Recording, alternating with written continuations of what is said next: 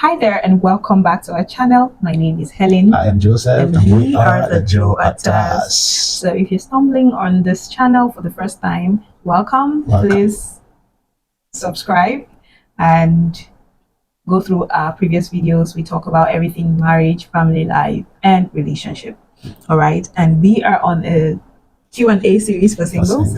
And it's been interesting. It's been fun. So what's today's question? Okay, today's question. I'm single, due for marriage. Right now, I have like 3 suitors. I'm confused. How do I know that he is the one? The one. The one.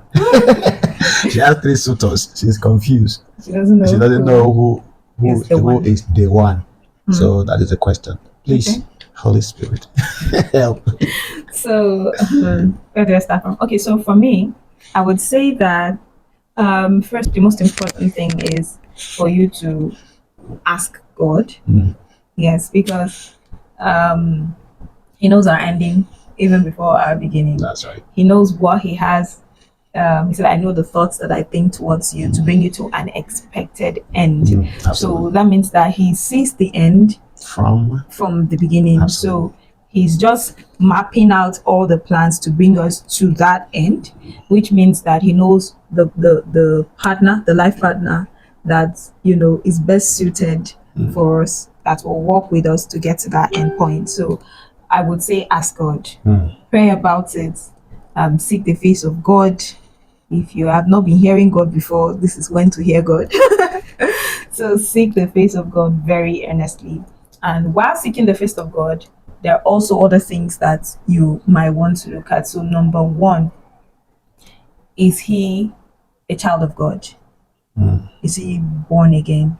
Because if you're a child of God, if you're born again, I'm assuming you're a child of God. Yeah, and you're born again. So if you're a child of God, you're born again, then you want to be sure that you're marrying someone you are on the same spiritual frequency. Absolutely. With. You know, people talk about all sorts of compatibility and never really talk about spiritual compatibility, which for me is the most important thing. Yes. It's the foundational thing. So are you on the same spiritual plane? Now, this does not mean that you attend the same church. Absolutely. So you can absolutely be attending the same church with someone and the person is not the right fit for you. Absolutely. So we're not talking about church here. We're not talking about denomination here.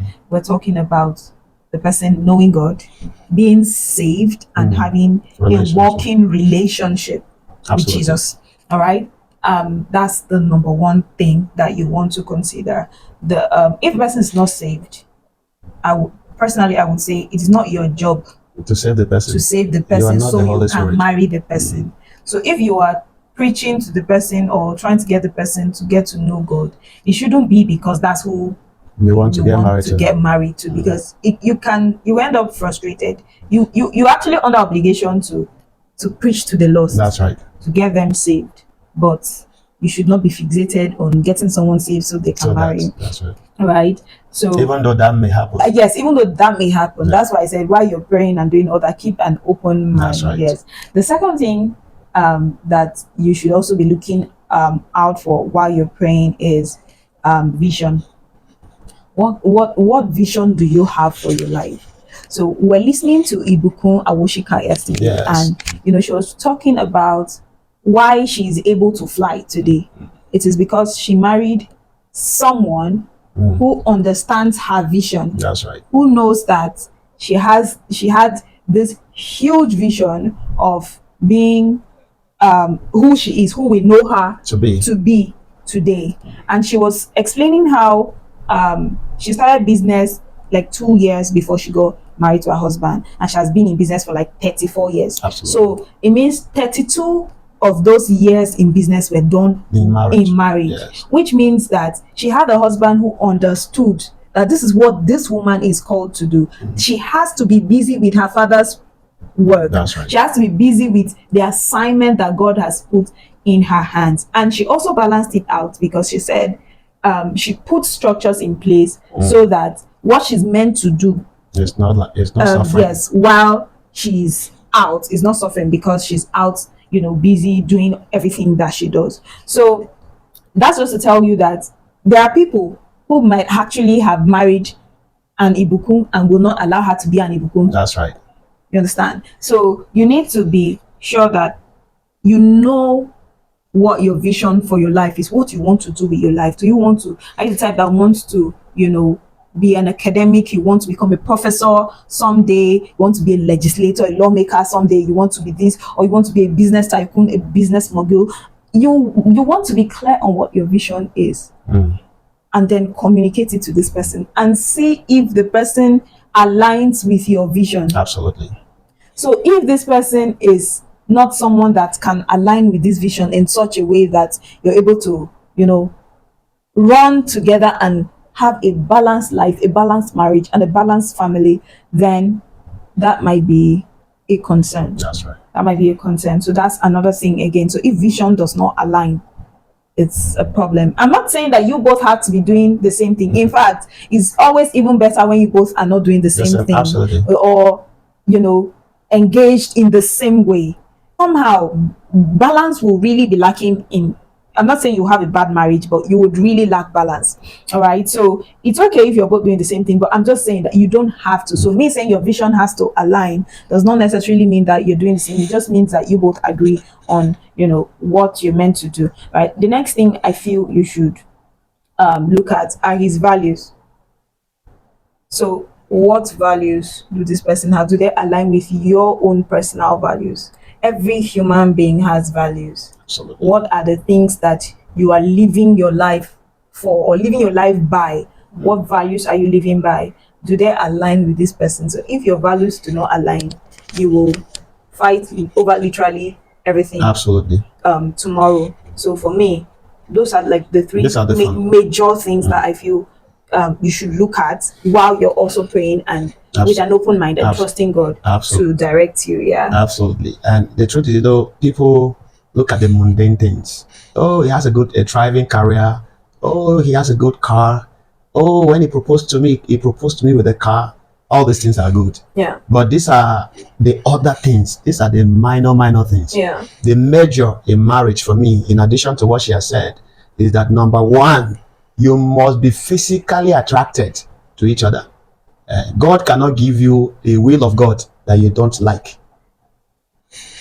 That is the first thing. Seriously. Yes, because I've heard people say, if not that it was the way God said, I will not marry.